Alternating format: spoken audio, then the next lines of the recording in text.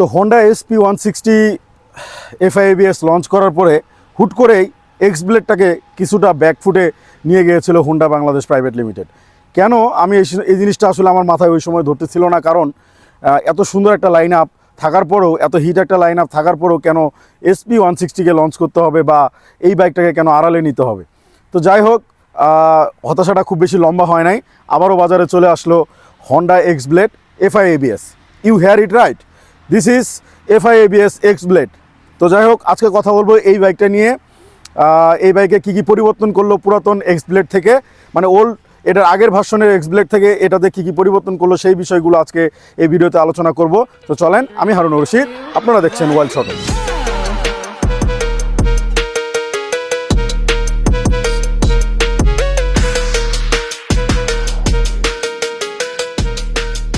তো প্রথম যে চেঞ্জটার কথা বলবো সেটা হলো এটার কালার। আপনার নতুন কিছু কালার কিন্তু অ্যাড করা হয়েছে। যেটা সিলভার কালার ছিল সেটাকে একটা পার্ল ডিপ গ্রাউন্ড গ্রে একটা কালার দেওয়া হয়েছে। এই যে কালারটা দেখতে পাচ্ছেন, এটাকে বলে পার্ল ডিপ গ্রাউন্ড গ্রে। কিন্তু কালারটা ভাই সামনে থেকে আপনি যদি না দেখেন তাহলে আসলে বুঝতে পারবেন না। সিলভার কালারের বদলে এই একটা কালার কিন্তু অ্যাড করা হয়েছে, যেটা আমার কাছে মনে হয় যে বর্তমান এই মডেলের মানে ফেব্রুয়ারি 2025-এর যে এক্স ব্লেডগুলো লঞ্চ করা হয়েছে তার মধ্যে বেস্ট একটা কালার কিন্তু এই কালারটা। যাই হোক, এটা দেখতে পাচ্ছেন। আর তার মধ্যে যেটা দেওয়া আছে এটা হলো নিয়ন কালারের কিছু গ্রাফিক্স অ্যাড করা হয়েছে এখানে। হ্যাঁ, কালারের সাথে, যেহেতু কালার কম্বিনেশনের কথা বলতেছি, নিয়ন কালারের সাথে গ্রে কালারের, অ্যাশ কালারের কিছু গ্রাফিক্স অ্যাড করা হয়েছে এখানে।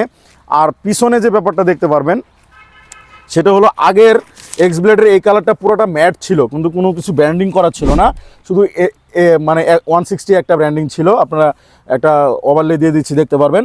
আর এখানে নতুনটাতে একটা এক্স ব্লেডের একটা ব্র্যান্ডিং করা আছে, এবং এই কালারটা আগে যেটা ম্যাট ছিল সেটা এখন গ্লসি করা হয়েছে, মানে ট্যাঙ্কের কালারের সাথে এই কালারটা ম্যাচ করে সেম কালারের গ্লসি করা হয়েছে। তার মানে এই ছিল মোটামুটি কসমেটিক যে চেঞ্জটা আপনার বাইকের মধ্যে।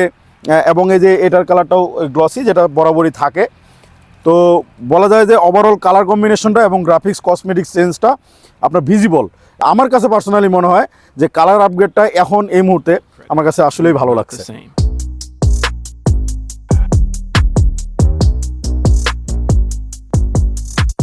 ওকে, তারপরে যে চেঞ্জেসটা আছে এই বাইকটাতে সেটা হলো এক্স ব্লেডের ইতিহাসে সর্বপ্রথম, সেটা হলো FI।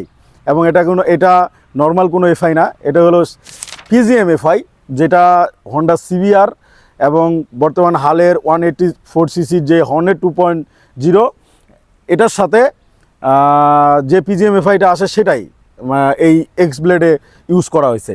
সাথে সাইড স্ট্যান্ড কাট অফ সেন্সরটাও কিন্তু দেওয়া হয়েছে। সাইড স্ট্যান্ড কাট অফ সেন্সরটা কতটা জরুরি, যারা এটা নিয়ে বিপদে পড়ছেন তারাই একমাত্র বলতে পারবেন। যাই হোক, এটা দারুণ একটা ফিচার, এটা নিয়ে আলাদাভাবে অন্য কোনো দিন বলবো। তো যেটা আসলে মেজর চেঞ্জেস এই বাইকটাতে আসছে সেটা হলো এটার PGM FI। এবং PGM FIটা কতটা দুর্দান্তভাবে কাজ করে আমি এর আগের বেশ কয়েকটা ভিডিওতে আপনাদেরকে বলছি। সেটা হলো রাইডিংয়ের স্টাইল অনুযায়ী এটার ভিতরে যে সেন্সরগুলো আছে সেই সেন্সরগুলো আপনার রাইডিংয়ের ধরন অনুযায়ী আপনি থ্রটলটা কীভাবে রেসপন্স চাচ্ছেন সেই অনুযায়ী এটার রেসপন্সটা ওইভাবেই করে। মানে PGM FI এর কাজটাই হলো এরকম যে আপনার ফুয়েল এফিসিয়েন্সিটা সঠিক পরিমাণে যতটুকু আপনার প্রয়োজন, ঠিক আছে, যতটুকু প্রয়োজন আপনি যে ধরনের রাইডার সেই স্টাইল অনুযায়ী এই বাইকের ফুয়েলটা কনজামশন করবে। তো মনে করেন যে এই FIটা এই বাইকের জন্য একটা লাইফ সেভিং, কারণ কার্বোরেটর যে এক্স ব্লেডটা ছিল সেটা তো মাইলেজ কিন্তু দুর্দান্ত ছিল, কারণ এক্স ব্লেডটা অলওয়েজ মাইলেজের জন্যই কিন্তু ফেমাস। কারণ 160 সেগমেন্টের একটা বাইক যেটা এত ভালো একটা মাইলেজ প্রোভাইড করতো সবাইকে, মানে 50 কাছাকাছি একটা মাইলেজ কিন্তু কার্বোরেটরেই দিত। তাহলে 50 যেখানে একটা মাইলেজ কার্বোরেটরে দিত, সেখানে এরকম একটা FI ইউজ করার পরে মাইলেজটা কী পরিমাণ আসবে সেটা আমি আসলে আন্দাজ করতে পারতেছি। এটা আসলে মাইলেজ নিয়ে আসলে কেউ কমপ্লেন করতে পারবে না, মাইলেজটা আসলে মনে হয় দুর্দান্ত পাওয়া যাবে। আর সবচেয়ে বড় কথা, এটা Euro 3 একটা ইঞ্জিন, ইউরোপিয়ান স্ট্যান্ডার্ড, মানে BS7 BS6 যেগুলো আমরা ভারতীয় স্ট্যান্ডার্ড যেগুলো আমরা জানি সেটা না, এটা কিন্তু ইউরোপিয়ান স্ট্যান্ডার্ডের একটা ইঞ্জিন, যেটা Euro 3 ইঞ্জিন। আর Euro 3 ইঞ্জিনগুলো কেমন হয় সেটা আমরা কিন্তু যারা বাইকিং কমিউনিটিতে আছি তারা ভালো করেই জানি, যে এটার লংজিভিটি, এটার বিল কোয়ালিটি, ঠিক আছে, এটার পারফরমেন্স, হ্যাঁ, একদম দুর্দান্ত লেভেলের হবে, বোঝাই যাচ্ছে। আর PGM FI এর সাথে মাইলেজ তো আর বলার অপেক্ষা রাখে না। ঘোড়ার চাবুক হাতে, ঘোড়ার শক্তিটাও জেনে নেই নাকি। এই বাইকটাতে এই ইঞ্জিনটার যে স্পেসিফিকেশন সেটা এখন এই মুহূর্তে 13.9 PS, মানে 13.7 বিএসপির একটা পাওয়ার অ্যাট 8500 RPM। আরেকটা হলো টর্কটা যেটা দেওয়া আছে ম্যাক্সিমাম টর্ক, সেটা হলো 14.7 নিউটন মিটার অফ টর্ক 5500 RPM-এ। আপনি একবার একটা জিনিস খেয়াল করেন যে এই বাইকটার বিএসপির চেয়ে এটার টর্কটা বেশি। তার মানে আপনি বুঝতে পারতেছেন যে এটার ইনিশিয়াল যে টর্কটা 160 সেগমেন্টে এটার কী পরিমাণ টর্কটা ডেলিভার করবে, 14.7 নিউটন মিটার একটা টর্ক। মানে ইঞ্জিনের যে স্পেসিফিকেশন সেই অনুযায়ী এটার পাওয়ার এক্স ব্লেড প্রমাণিত। কারণ এক্স ব্লেড এতদিন থেকে যে বাইকগুলো চলতেছে বাংলাদেশের বাজারে সেটার পাওয়ারটা কিন্তু প্রমাণিতই ছিল। কারণ এটার যে ইনিশিয়াল টর্কটা ছিল, এটার যে মাইলেজটা ছিল, এটার জন্যই কিন্তু সবচেয়ে বেশি বিখ্যাত ছিল। তো এই বাইকটা তো সেই ধারাটা বজায় রেখে ইঞ্জিনটা আরও একটু বেশি রিফাইন করে এফআই সিস্টেম সহ এই বাইকটার পাওয়ারটাকেও রিফাইন করা হয়েছে। এবং এই বাইকের পাওয়ার ডেলিভারিটাও আমি রাস্তায় রাইড করে আসলাম, আর দুর্দান্ত লেভেলে পাওয়ার ডেলিভারি কিন্তু করতেছে এই বাইকটা। 160 সিসি কমিটার থেকে যে ধরনের টর্কটা ডেলিভারি করার দরকার, আমার মনে হয় এই বাইকটাতে যথেষ্ট পরিমাণেই দেওয়া আছে, ঘোরার চাবুক প্রয়োজন নাই। আর সবচেয়ে বড় কথা, এই বাইকটাতে ইঞ্জিন কিল সুইচ দেওয়া হয়েছে হোন্ডা এক্স ব্লেডে প্রথমবারের মতো ইঞ্জিন কিল সুইচও কিন্তু আছে।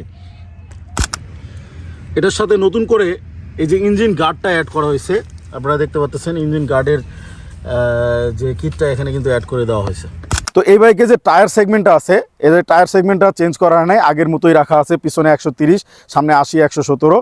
তো যাই হোক, সাথে এবিএস যোগ করা হয়েছে সিঙ্গেল চ্যানেল ডাবল ডিক্সের সাথে। তো যাই হোক, এটার ব্রেকিং সিস্টেমটা আমার কাছে পার্সোনালি এক্স ব্লেডের ব্রেকিং সিস্টেম সবসময় ভালো লাগে, আর হোন্ডার ব্রেকিং সিস্টেম নিয়ে আজ পর্যন্ত কাউকে আমি কমপ্লেন করতে দেখছি না। তো যাই হোক, এটার ব্রেকিং নিয়ে কোনো কমপ্লেন এই বাইকটা থেকেও নাই। তবে এখন একটা কথা আপনাদের আমি বলতে পারি যে এই বাইকটার দামটা কিন্তু এখনও আপনাদের বলি নাই। এই বাইকের দামও কিন্তু রিভাইজ করা হয়েছে। সেটা হলো এর আগে যে কার্বোরেটর এবিএস বাইকটা ছিল সেটা 2,32,000 টাকা, লাস্ট যে প্রাইসটা আমরা পাইছিলাম 2,32,000 টাকা। কিন্তু এই বাইকটার প্রাইস বর্তমানে দেওয়া হয়েছে 2,40,000 টাকা। এখন 2,40,000 টাকায় এই বাইকটার কম্পিটিটর কারা? এখন যদি আপনাকে বলি তাহলে জিক্সার এফআই এবিএস না, এফআই ডিক্স আছে, ওটাতে এবিএস আপনারা পাবেন না। আর একটা জিনিস আছে যেটা হলো ইয়ামাহা FZS ভার্সন 2, সব অনেক বেশি পপুলার একটা বাইক।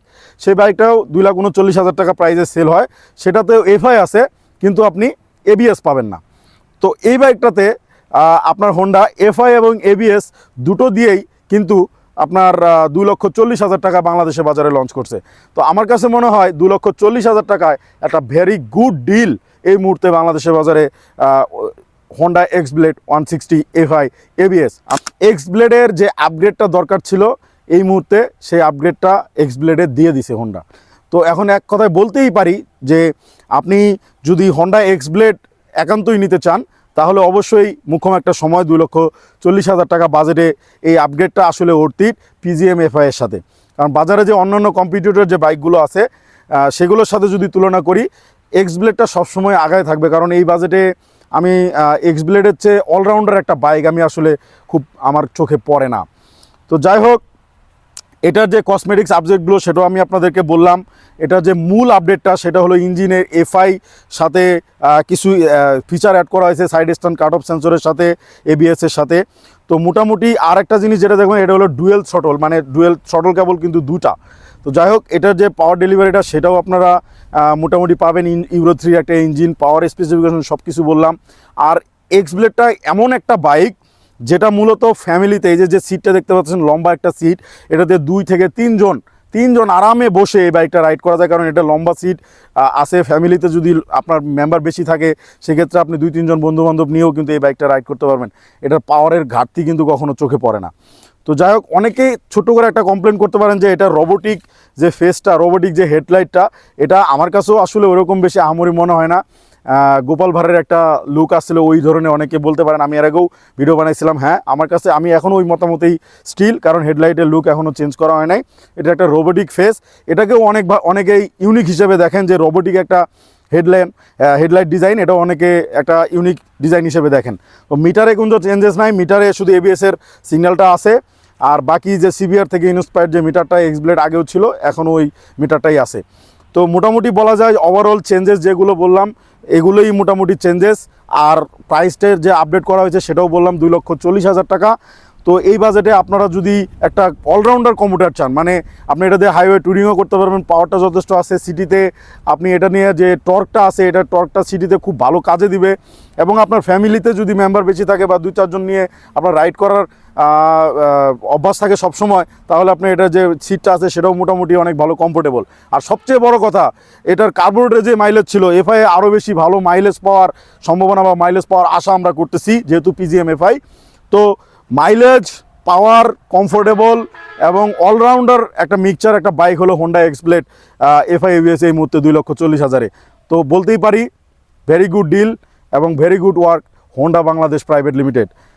তো ভালো থাকবেন, সুস্থ থাকবেন, দেখা হচ্ছে নেক্সট কোনো ব্লগে।